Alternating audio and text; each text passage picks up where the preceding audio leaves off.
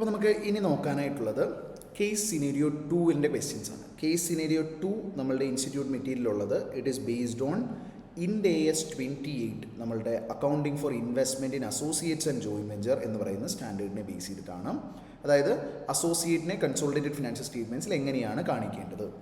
അപ്പോൾ ഇതിൻ്റെ ക്വസ്റ്റ്യൻസ് കാര്യങ്ങൾ നമ്മൾ വരുമ്പോഴേക്കും അപ്പോൾ ഇതിൽ ഒരു സിനേരിയോ തന്നിട്ടുണ്ട്. ഒരു അസോസിയേറ്റിൻ്റെ ടോട്ടൽ ഇക്വിറ്റി വാല്യൂ എത്രയുണ്ടായിരുന്നു ബിഗിനിങ്ങിൽ, അതിനുശേഷം അതിനകത്ത് സംഭവിച്ചിരിക്കുന്ന അവിടെ വന്നിരിക്കുന്ന ട്രാൻസാക്ഷൻ്റെ ഡീറ്റെയിൽസ് കാര്യങ്ങളൊക്കെ തന്നിട്ടുണ്ട്.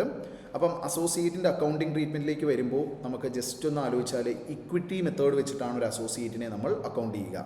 അതായത് ഇനീഷ്യലി അതിൻ്റെ കോസ്റ്റിൽ നമ്മൾ റെക്കോർഡ് ചെയ്യും.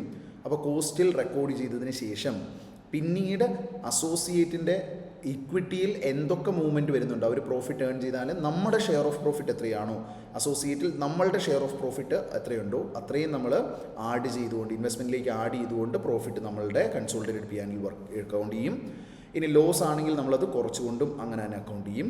ഇനി അവിടുന്ന് ഡിവിഡൻഡ് കിട്ടിയിട്ടുണ്ടെങ്കിൽ ആ ഡിവിഡൻഡ് കിട്ടുന്നതിനെ നമ്മളുടെ ഇൻവെസ്റ്റ്മെൻറ്റിലേക്ക് അഡ്ജസ്റ്റ് ചെയ്യും, ഇൻവെസ്റ്റ്മെൻറ്റിനെ ക്രെഡിറ്റ് ചെയ്യും, ഇൻവെസ്റ്റ്മെൻറ്റിൻ്റെ വാല്യൂ റെഡ്യൂസ്ഡ് ആകും. ഇനി അവിടെ ഇൻ്റർ കമ്പനി ബാലൻസസ് ഉണ്ട്, അങ്ങോട്ടും ഇങ്ങോട്ടും ട്രേഡ് നടത്തിയതിൻ്റെ ബാലൻസസ് ഉണ്ടെങ്കിൽ എലിമിനേറ്റ് ചെയ്യില്ല. പക്ഷേ അൺറിയലൈസ്ഡ് പ്രോഫിറ്റ് അവർ നമുക്ക് നടത്തിയ സെയിലോ നമ്മൾ അവർക്ക് നടത്തിയ സെയിലോ ഇതിലൊക്കെ അൺറിയലൈസ്ഡ് പ്രോഫിറ്റ് എലമെൻ്റ് ഉണ്ട്, അല്ലെങ്കിൽ ഫെയർ വാല്യൂ അഡ്ജസ്റ്റ്മെൻറ്റ് ഉണ്ടായിരുന്നു അക്വിസിഷൻ ഡേറ്റിൽ, അങ്ങനത്തെ എന്തെങ്കിലും ഇമ്പാക്റ്റ് ഉണ്ടെങ്കിൽ അതിൻ്റെ ഇഫക്റ്റ് നമ്മൾ എന്ത് ചെയ്യും, ടു ദ എക്സ്റ്റെൻറ്റ് ഓഫ് അവർ ഷെയർ നമ്മളതിനെ എലിമിനേറ്റ് ചെയ്യും. അപ്പോൾ ഈ രീതിയിലുള്ള അഡ്ജസ്റ്റ്മെൻറ്റ്സ് ആണ് ഇക്വിറ്റി മെത്തേഡിൽ നമ്മൾ ചെയ്യുക. അപ്പോൾ അതെങ്ങനെയാണ് എന്നുള്ളതിൻ്റെ ബേസിലുള്ള ഒരു MCQ ആണ്. അപ്പോൾ നമുക്ക് നോക്കാം. All limited holds 35% total equity of M limited and associate. അപ്പോൾ നമ്മളുടെ ഇൻവെസ്റ്ററിൻ്റെ പേരാണ് ഓൾ ലിമിറ്റഡ്. അതുപോലെ തന്നെ ഇൻവെസ്റ്ററിൻ്റെ അസോസിയേറ്റ് ആയിട്ട് വരുന്ന എൻറ്റിറ്റിയാണ് M ലിമിറ്റഡ്. ഓക്കെ, 35% ഷെയറാണ് നമ്മൾ ഹോൾഡ് ചെയ്യുന്നത്. ഇനി the value of investment in M limited on 31st March 2023 3 crore ആണ് in the consolidated financial statement of all limited. Okay, all ലിമിറ്റഡിൻ്റെ ഫിനാൻഷ്യൽ സ്റ്റേറ്റ്മെൻറ്റ്സിൽ ഓപ്പണിങ്ങിൽ ഈ ഇൻവെസ്റ്റ്മെൻറ്റ് കിടക്കുന്നത് 3 കോടിയാണ്. ഓക്കെ, നമ്മളുടെ ഷെയർ ആയിട്ട് ഇതുവരെ നമ്മൾ റെക്കോർഡ് ചെയ്ത് വെച്ചേക്കുന്നത് 3 കോടിയാണ് ഓപ്പണിങ്ങിലുള്ളത്. ഇനി ഈ വർഷം നടന്ന കാര്യങ്ങൾ അവർ പറഞ്ഞിട്ടുണ്ട്, അത് നമുക്ക് നോക്കാം. All limited sold goods worth 3,50,000 to M limited. നമ്മൾ ഇൻവെസ്റ്റർ ആയിട്ടുള്ള നമ്മൾ ഏതിലേക്ക് നമ്മൾ ഗുഡ്സ് സെൻഡ് ചെയ്തു, നമ്മളുടെ അസോസിയേറ്റിലേക്ക് ഗുഡ്സ് സെൻഡ് ചെയ്തു. അതും എങ്ങനെയാണ്, നമുക്ക് 3 ലക്ഷം കോസ്റ്റ് ഉള്ളതിൽ എത്രയാണ് 3,50,000 വിറ്റു. ഓക്കെ, നമുക്ക് എത്രയാണ് കോസ്റ്റ്, എത്രയാണ് 3 ലക്ഷം, 350 വിറ്റു, 50,000 രൂപ പ്രോഫിറ്റ് ലോഡിങ് അതിലുണ്ട്. ഇനി 350 M ലിമിറ്റഡിനെ സംബന്ധിച്ചിടത്തോളം റിസീവ് ചെയ്ത ഗുഡ്സിൻ്റെ കോസ്റ്റ്. ആ 350 നിന്ന് out of this cost goods costing 1 lakh to M limited. M ലിമിറ്റഡിൻ്റെ പെർസ്പെക്റ്റീവിൽ 1 lakh കോസ്റ്റ് ഉള്ളത്. M ലിമിറ്റഡിൻ്റെ മൊത്തം കോസ്റ്റ് എത്രയാണ് 3.5. ഈ 3.5-ൽ 1 ലക്ഷം കോസ്റ്റ് ഉള്ള ഗുഡ്സ് നമ്മൾ എന്ത് ചെയ്തിട്ടുണ്ട്, നമ്മളവിടെ ഇരിപ്പുണ്ട് ക്ലോസിംഗ് സ്റ്റോക്കിൽ. അപ്പോൾ അതിനകത്ത് നമ്മളുടെ ഇൻവെസ്റ്റർ സെല്ല് ചെയ്തതിനകത്തുള്ള പ്രോഫിറ്റിൽ നിന്നൊരു അൺറിയലൈസ്ഡ് പ്രോഫിറ്റ് എലമെൻ്റ് ഉണ്ട്. അതിൽ നമ്മൾ ഹോൾഡ് ചെയ്യുന്നത്ര പോർഷൻ അൺറിയലൈസ്ഡ് ആണ്.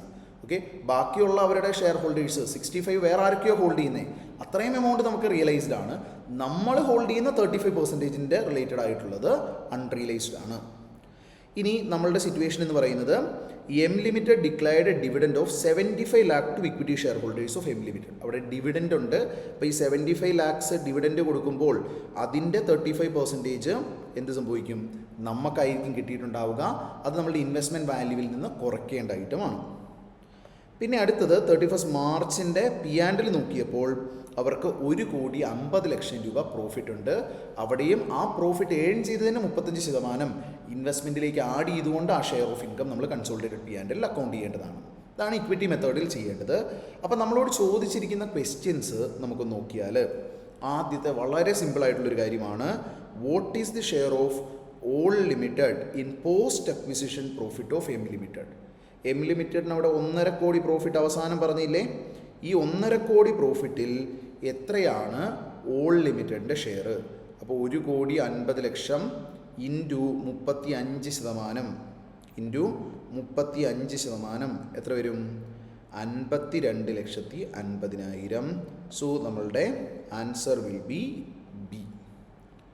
ഇനി അടുത്തത് നോക്കിയേ, what is the unrealised profit, compute the unrealised profit on unsold inventory. ഇത് എലിമിനേറ്റ് ചെയ്യേണ്ടതാണ്. നമ്മൾ സബ്സിഡറി ആണെങ്കിൽ കംപ്ലീറ്റ് അൺറിയലൈസ് പ്രോഫിറ്റ് എലിമിനേറ്റ് ചെയ്യും. അസോസിയേറ്റ് ആകുമ്പോൾ investors share of unrealised profit മാത്രമേ എലിമിനേറ്റ് ചെയ്യുള്ളൂ. Investors share of unrealised profit മാത്രമേ എലിമിനേറ്റ് ചെയ്യുള്ളൂ. അപ്പോൾ നോക്കിക്കേ, നമുക്കവിടെ മൊത്തം 50,000 രൂപയായിരുന്നു പ്രോഫിറ്റ് ലോഡിങ്. അത് 3,50,000 സെല്ലിംഗ് പ്രൈസ് ഉള്ള ഗുഡ്സിലായിരുന്നു. അതിൽ നിന്ന് 1,00,000 സെല്ലിംഗ് പ്രൈസ് ഉള്ളത് അവിടെ ഇരിപ്പുണ്ട്. ഓക്കെ, 50,000 ആയിരുന്നു നമ്മളുടെ മൊത്തം പ്രോഫിറ്റ് ലോഡിങ് ഉള്ളത്. 3.5-ഉം 3-ഉം തമ്മിലുള്ള ഡിഫറൻസ് 50,000 ആയിരുന്നു. ഈ 350 വിറ്റ ഗുഡ്സിൽ നിന്ന് 1,00,000 ഏതാണ് അസോസിയേറ്റിന് കോസ്റ്റ് ഉള്ളത്, അതായത് 1,00,000 നമ്മളെ സംബന്ധിച്ചിടത്തോളം സെല്ലിംഗ് പ്രൈസ് ഉള്ള ഐറ്റം വിൽക്കാതെ അവിടെ ഇരിപ്പുണ്ട്. ഓക്കെ, ഇതാണ് നമുക്ക് അൺറിയലൈസ്ഡ് പ്രോഫിറ്റ് ഉള്ളത്. ഈ അൺറിയലൈസ്ഡ് പ്രോഫിറ്റിൻ്റെ തന്നെ മൊത്തം നമ്മൾ എലിമിനേറ്റ് ചെയ്യൂല. നമുക്ക് 35% ഹോൾഡിംഗ് ആണുള്ളത്. ആ 35% ഹോൾഡിംഗ് ഉള്ളത് മാത്രമേ നമ്മൾ എന്ത് ചെയ്യുള്ളൂ, നമ്മൾ കൊണ്ടുപോകുള്ളൂ. അപ്പം ഇതാണ് സിറ്റുവേഷൻ. അപ്പം അങ്ങനെയെങ്കിൽ നമ്മളുടെ അൺറിയലൈസ്ഡ് പ്രോഫിറ്റിൻ്റെ എമൗണ്ട് നോക്കാനായിട്ടാണെങ്കിൽ നോക്കിയും നമുക്കിവിടെ 50,000 into 35%, okay, 17,500 into 1,00,000 divided by 3,50,000 എത്ര വരും? 5,000 വരും. ഓക്കെ ആണോ? സോ ഇതാണ് അൺറിയലൈസ്ഡ് പ്രോഫിറ്റ് ഉള്ളത്. ടോട്ടൽ അൺറിയലൈസ്ഡ് പ്രോഫിറ്റ് ഇത്രയും. അതിൽ നമ്മളുടെ ഷെയർ മാത്രമേ ഇക്വിറ്റി മെത്തേഡ് അപ്ലൈ ചെയ്യുമ്പോൾ എലിമിനേറ്റ് ചെയ്യാൻ പാടുള്ളൂ. അപ്പോൾ അത് 5,000 ആണ്. അത് കുറച്ചു. ഓക്കെ അല്ലേ? അപ്പോൾ അത് കുറയ്ക്കണം. നമ്മളുടെ ഇൻവെസ്റ്റ്മെൻറ്റിൽ നിന്ന് കുറച്ച് അത്രയും അൺറിയലൈസ്ഡ് പ്രോഫിറ്റ് നമ്മൾ റെക്കോർഡ് ചെയ്യണം. ഇനി അടുത്ത സംഭവമാണ്, what is the share of all limited in the dividend declared by M limited.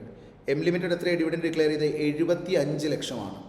ഈ 75 ലക്ഷത്തിൽ എത്രയാണ് ഓൾ ലിമിറ്റഡിൻ്റെ ഷെയർ?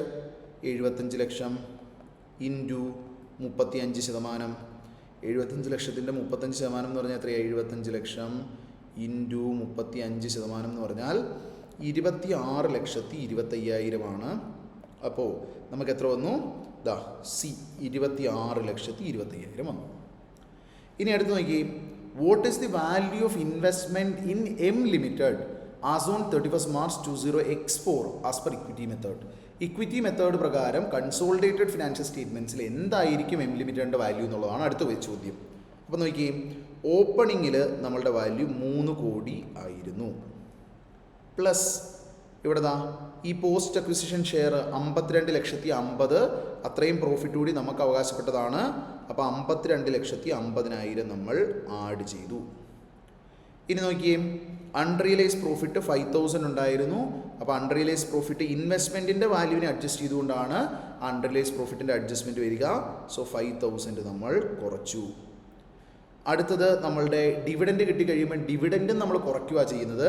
അപ്പോൾ എത്രയാണ്? 26,25,000 നമ്മൾ കുറയ്ക്കുവാണ്. 26,25,000 ഡിവിഡൻറ്റും കുറച്ചു. അങ്ങനെ ഇത് അഡ്ജസ്റ്റ് ചെയ്ത് കഴിഞ്ഞാൽ നമുക്ക് എത്രയാണ്? 3 കോടി പ്ലസ് 52,50,000 മൈനസ് 5,000 മൈനസ് 26,25,000 3 കോടി 26,20,000 ഇതായിരിക്കും നമ്മളുടെ ആൻസർ വരിക. 3 കോടി 26,20,000. ഓക്കെ, ഇനി നമ്മളോട് അടുത്ത ലാസ്റ്റ് ക്വസ്റ്റ്യൻ ചോദിക്കുന്ന ഇതാണ്, എത്രയാണ് നമ്മളുടെ gross margin on good sold by A limited. അപ്പോൾ ഇങ്ങനെ ഒരു ക്വസ്റ്റ്യൻ ചോദിച്ചാൽ ഗ്രോസ് മാർജിൻ എന്ന് ചോദിച്ചാൽ it is as a percentage of sales. നേരെ മറിച്ച് നമ്മളോട് മാർക്കപ്പ് എന്നാണ് ചോദിക്കുന്നതെങ്കിൽ it will be as a percentage of cost.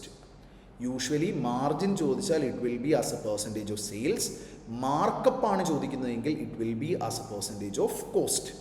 Okay, അപ്പോൾ ഇവിടെ ചോദിച്ചിരിക്കുന്നത് ഗ്രോസ് മാർജിൻ ആണ്. അപ്പോൾ നമ്മൾ മൊത്തം 50,000 ആണ് നമ്മളുടെ പ്രോഫിറ്റ് ഉള്ളത്. ഔട്ട് ഓഫ് 3,50,000 സെയിൽ വാല്യൂ, അതല്ലേ നമ്മൾ സെല് ചെയ്തപ്പോൾ ഉള്ള മാർജിൻ. അപ്പോൾ അതിൻ്റെ എമൗണ്ട് എന്ന് പറയുന്നത്, അതിൻ്റെ പെർസെൻറ്റേജ് എന്ന് പറയുന്നത് 14.29% സോ ഈ എ ആണ് ഇതിൻ്റെ ആൻസർ വരിക. ഓക്കെ അല്ലേ? അപ്പോൾ ഇതാണ് നമുക്ക് ഏതിൽ വരിക? നമ്മളുടെ കേസ് സിനീരിയോ നമ്പർ 2ൻ്റെ ആൻസറായിട്ട് വരിക. സോ ആദ്യം നമ്മളുടെ share of profit 50,50,000, then unrealised profit 5000, പിന്നെ നമ്മുടെ ഡിവിഡൻറ്റിൻ്റെ ഷെയർ 26,25,000.